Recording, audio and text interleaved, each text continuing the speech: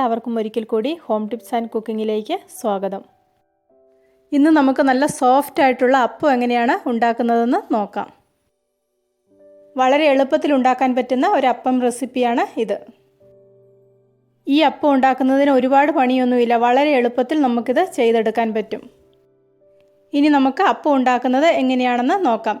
ആർക്കെങ്കിലും സംശയമുണ്ടെങ്കിൽ കമൻറ്റ് ചെയ്തിട്ടുണ്ടെങ്കിൽ ഞാൻ അതിനുള്ള മറുപടി തരുന്നതായിരിക്കും. ഇവിടെ ഒരു 2.5 ഗ്ലാസ് അരി കുതിരാൻ വേണ്ടി വെച്ചിട്ടുണ്ട്. ഒരു 4 മണിക്കൂറെങ്കിലും ഇത് കുതിർക്കാൻ വേണ്ടി വെക്കണം. ഇതിനി മിക്സിയിൽ അരച്ചെടുക്കണം. വളരെ കുറച്ച് വെള്ളം ഒഴിച്ചതിന് ശേഷം വേണം ഇത് അരച്ചെടുക്കാൻ. വെള്ളം ഒട്ടും കൂടിപ്പോകാതെ ശ്രദ്ധിക്കണം.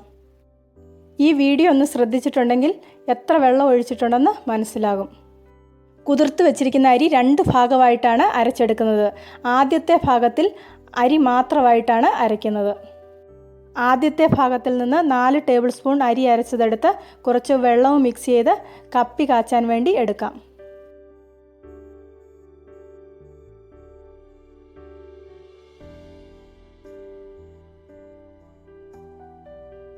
ആദ്യം തന്നെ കപ്പി കുറുക്കി വെക്കാം. തേങ്ങയൊക്കെ ചിരണ്ടി വരുന്ന സമയമാകുമ്പോഴത്തേക്ക് ഇത് തണുത്ത് വന്നോളും. കപ്പി ഇവിടെ റെഡി ആയിട്ട് വന്നിട്ടുണ്ട്. ചെറിയ കട്ടയൊക്കെ ഉള്ളത് പ്രശ്നമില്ല, അത് അരച്ചെടുക്കുമ്പോൾ നന്നായിട്ട് റെഡിയായിട്ട് കിട്ടിക്കോളും. ഇനി ഇതിലേക്ക് വേണ്ട തേങ്ങ ചിരണ്ടിയെടുക്കാം. വളരെ കുറച്ച് തേങ്ങ മാത്രമേ ഈ അപ്പത്തിലേക്ക് ചേർത്ത് കൊടുക്കുന്നുള്ളൂ.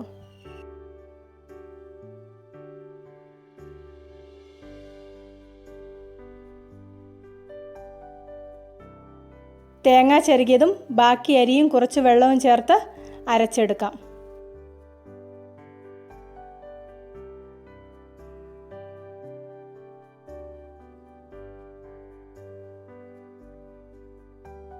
ഇതിലേക്ക് അപ്പത്തിന് എത്ര ഉപ്പാണ് ആവശ്യം അത്രയും ഉപ്പ് ചേർത്ത് കൊടുക്കുന്നുണ്ട്. പിന്നീട് ഇതിലേക്ക് ഉപ്പ് ചേർക്കുന്നില്ല.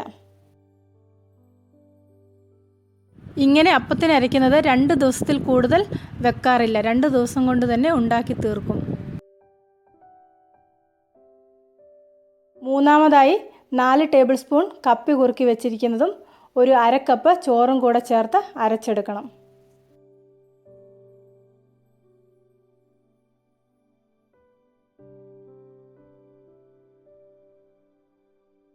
അര കപ്പ് ചോറും കൂടെ ഇട്ട് കൊടുക്കുന്നുണ്ട്. ചോറും കൂടെ ചേർത്ത് കൊടുക്കുമ്പോൾ അപ്പം നല്ല സോഫ്റ്റ് ആയിട്ട് കിട്ടും. അപ്പത്തിനുള്ള കൂട്ടുകളെല്ലാം ഇവിടെ അരച്ച് റെഡിയാക്കിയിട്ടുണ്ട്. ഇനി ഇതിലേക്ക് ഒരു 1/4 ടീസ്പൂൺ ഈസ്റ്റും കൂടെ ചേർത്ത് കൊടുക്കാം.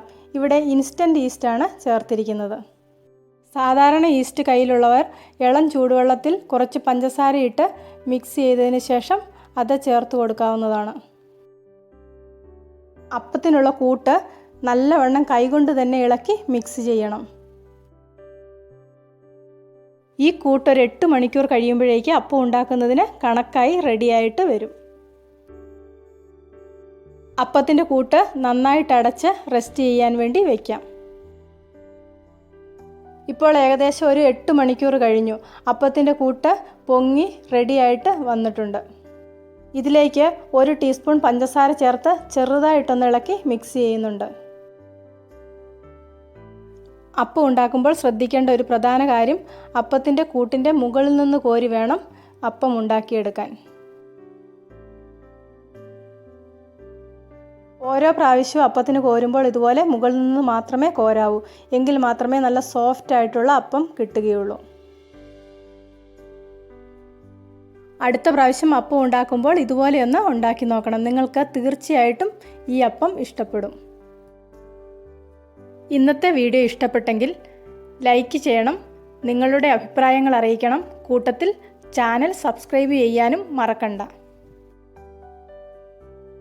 സബ്സ്ക്രൈബ് ബട്ടൺ ക്ലിക്ക് ചെയ്യുമ്പോൾ റൈറ്റ് സൈഡിലൊരു ബെല്ലൈക്കൺ വരും. അതും കൂടി ഒന്ന് ക്ലിക്ക് ചെയ്യുവാണെങ്കിൽ ഞാൻ ഓരോ വീഡിയോയും അപ്ലോഡ് ചെയ്യുമ്പോൾ തന്നെ നിങ്ങൾക്ക് നോട്ടിഫിക്കേഷൻ കിട്ടും.